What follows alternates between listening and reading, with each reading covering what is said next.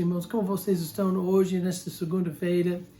Hoje eu estava querendo conversar com vocês um pouco sobre um assunto que acho que cada um de nós, se nós não enfrentamos ainda, vai enfrentar no futuro, né?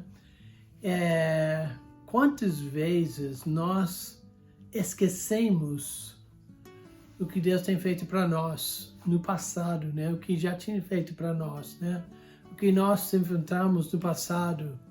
E hoje eu queria notar em Josué capítulo 3 uma história bem linda, uma história bem conhecida em Josué capítulo 3, mas eu quero só tocar alguns versículos em 3 e capítulo 4. Por quê? Porque a meditação hoje, eu quero vocês começar essa semana lembrando o que Deus tem feito para você, tá bom?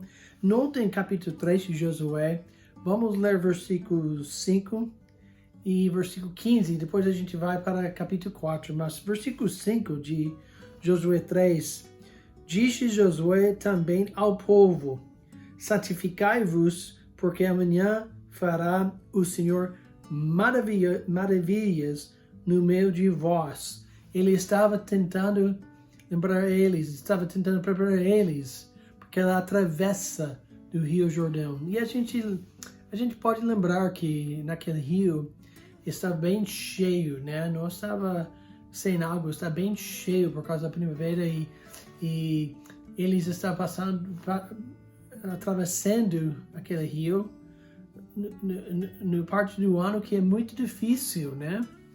Mas Deus estava tentando explicar para eles para passar. Então Josué estava falando com eles, preparando os corações daquele povo. E nota o versículo 15 também. E quando os que levavam a arca chegaram ao Jordão, aquele rio, e os seus pés se molharam na beira das águas, porque nota aqui, o Jordão transportava sobre todas as suas ribeiras todos os dias da ceifa. Se lembra, eles saíram do Egito, eles estavam entrando na terra prometida, eles estavam passando mais uma vez um lugar difícil no rio, que era difícil, mas a arca de Deus estava passando primeiro. E quando nós chegamos em capítulo 4, eu quero que vocês notem em capítulo 4, eu gosto daqueles primeiros versículos, em capítulo 4, versículos 1 a 3. Sucedeu que, ou aconteceu. E a gente pode parar e pensar sobre a nossa vida também. Quantas vezes sucedeu que, e aconteceu o que Deus prometeu, né? Acabando todo o povo de passar o Jordão, falou o Senhor a Josué dizendo, tomai do povo 12 homens, de cada tribo um homem, e mandei-lhes dizendo, tirai daqui do meio do Jordão, do lugar onde estavam firmes aos pés dos sacerdotes, 12 pedras. Os sacerdotes estavam passando com a arca, e levai-as convosco à outra margem, e depositai no ajuntamento em que haveis de passar esta noite. Interessante, porque eles estavam dizendo, realmente 12 homens, tira 12 pedras. Por quê? Vamos notar o versículo 5.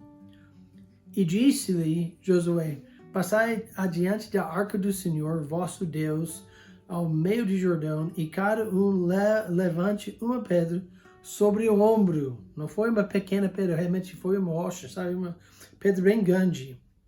Segundo o número das tribos dos filhos de Israel, para que isto seja, nota aqui, por sinal entre vós.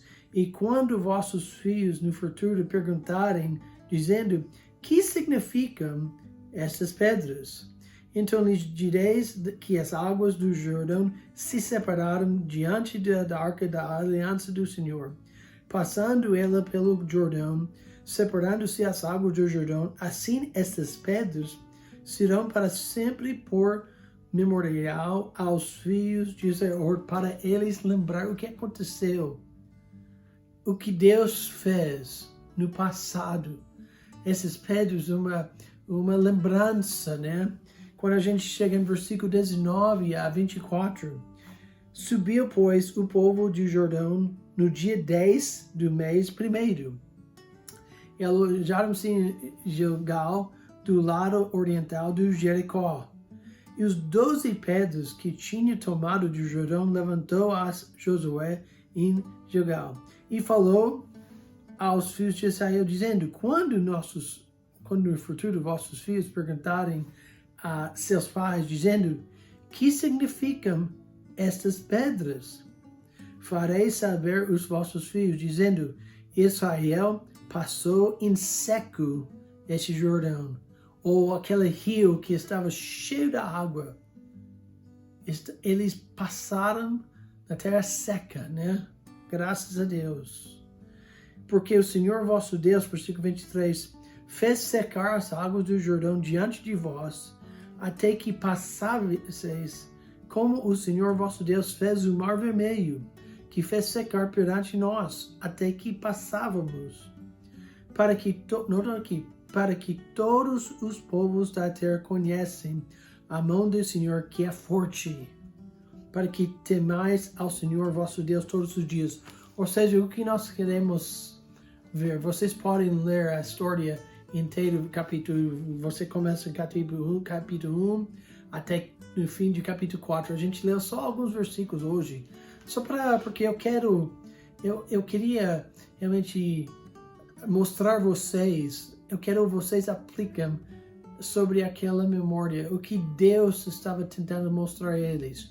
Tira aquelas pedras, a gente podia conversar sobre o milagre que aconteceu, como Deus fez tudo isso para a água parar e eles andaram no meio, numa terra seca, né? A gente podia falar sobre isso, mas a coisa que eu quero vocês notem hoje, que Deus fez um grande milagre para eles. Deus fez uma coisa, o que Deus tinha feito no passado, no Mar Vermelho, estava mencionado no versículo 23. E o que Deus fez com eles naquele dia. Eu quero deixar isso com você, um pensamento hoje. Quando esquecemos o que Ele fez no passado, começamos a duvidar do que Ele pode fazer no presente. Deixe-me falar mais uma vez para você, para gravar esse pensamento hoje. Quando esquecemos o que Ele fez no passado, começamos a duvidar do que Ele pode fazer no presente, meus irmãos. Você também tem que lembrar isso. Eu preciso lembrar isso. O que Deus fez no passado, Ele pode fazer no presente. Tá bom? Então, começa essa semana lembrando o que Deus fez para você e realmente o que você pode fazer. Faz uma lista. Eu fiz uma lista aqui, um desafio para vocês. Começa uma lista de gratidão.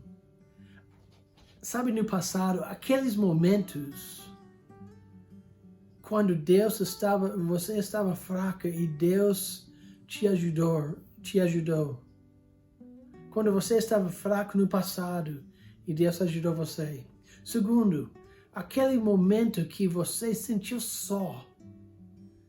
E Deus, sabe, Ele ajudou você. Enquanto você estava no meio de multidão, ainda estava sentindo sozinho, Deus estava com você. E o terceiro, aqueles momentos quando Ele, só Deus, te mostrou o caminho, te mostrou a direção e mostrou você discernimento, o que o Pastor Washington estava ensinando nas últimas semanas na escola dominical. Então, faz sua lista do gratidão do passado e lembra que Deus pode fazer hoje, essa semana, tá bom? Que Deus abençoe vocês. Até amanhã. Tchau, tchau.